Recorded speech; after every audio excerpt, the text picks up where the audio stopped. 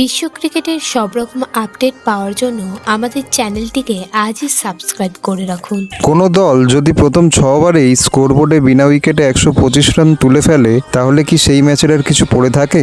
শনিবার দিল্লির বিরুদ্ধে ফিরোজ শাহ কোটলায় তাণ্ডব দেখালো হায়দ্রাবাদ। ঘরের মাঠে প্রথমবার খেলতে নেমেছিল দিল্লি।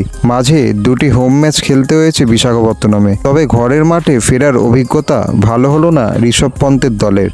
আগে ব্যাট করে 266 রানের বিশাল স্কোর তুলল হায়দ্রাবাদ। জবাবে দিল্লি থেমে গেল 200 রানে, হারল 67 রানে।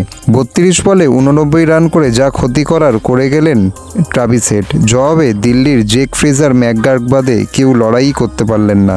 22 বলে 42 রান করে অভিষেক পোরেলও নিজের অবদান রাখলেন। কিন্তু এত বড় রান তাড়া করতে গেলে এক দুজনের উপর নির্ভর করলে চলে না।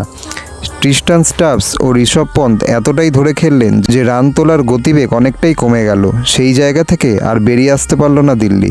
ফলে 67 রানে ম্যাচ হারতে হলো দিল্লিকে। ভিডিওটি ভালো লেগে থাকলে বাংলার ক্রিকেট চ্যানেলটিকে অবশ্যই সাবস্ক্রাইব করে দিন।